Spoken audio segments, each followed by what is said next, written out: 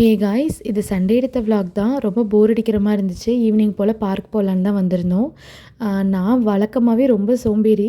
வெளியில் போகிறதுனால எனக்கு அப்படி ஒரு சலுப்பு ரெடியாக வருதுன்னா, ஆனால் இப்போ தம்பிக்காக என்ன நானே புஷ் பண்ணிக்கிட்டு இருக்கேன். ஏன்னா அவருக்கு வீட்டுக்குள்ளேயே இருக்கிறது, அப்புறம் ஸ்க்ரீன் டைம் கம்மி பண்ணணும் அப்படின்னா, அவருக்கு இந்த மாதிரி கொஞ்சம் அவுட்டோரில் கூட்டிகிட்டு வந்து விளையாட்டு காட்டினா தான் இருக்கும்ல.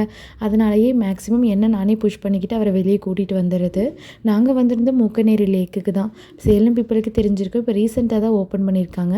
எல்லாமே நல்லா சூப்பராக மெயின்டைன் பண்ணிக்கிட்டு இருக்காங்க. லேக்கெல்லாம் ரொம்ப நீட்டாக மெயின்டைன் பண்ணிகிட்டு இருக்காங்க. எல்லார் லைஃப்லையுமே நான் சொல்ல போகிற ஒரு பாண்டு வந்துட்டு போயிருக்கோம். ஈவன் நீங்கள் பிளஸ்டாக இருந்தீங்கன்னா உங்களுக்கு இப்போவும் ஸ்டில் அந்த பாண்ட் கண்டினியூ ஆகிட்டுருக்கும். நாங்கள் சொல்கிறது இந்த கசின் சிஸ்டர்ஸ் அண்ட் பிரதர்ஸ் தான்.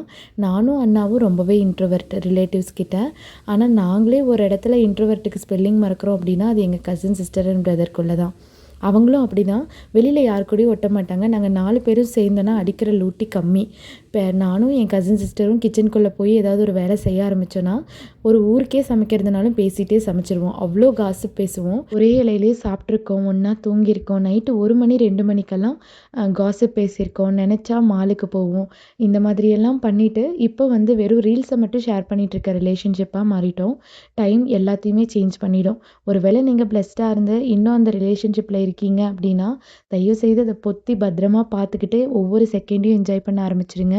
ஏன்னா அது எப்போ வேணால் நம்மளுக்கு மெமரிஸாக மாறலாம். தம்பி பயங்கரமாக என்ஜாய் பண்ணார். ஆனால் இந்த சுற்றுறதெல்லாம் வர்றப்ப தலைவருக்கு ஒரு மாதிரி கிறுகிறுன்னு வந்திருக்கும். வேண்டான்னு சொன்னாலும் விடுறதில்ல. சுற்றிட்டு வந்து அப்புறம் கொஞ்ச நேரம் சுற்றிக்கிட்டே இருந்தான். அந்தளவுக்கு பயங்கரமாக என்ஜாய் பண்ணான். என் கூட நீங்களும் கனெக்ட் பண்ணிக்க முடியுது அப்படின்னா மறக்காமல் லைக் அண்ட் சப்ஸ்கிரைப் பண்ணிக்கோங்க. இன்னும் நிறைய பேசலாம். டாட்டா.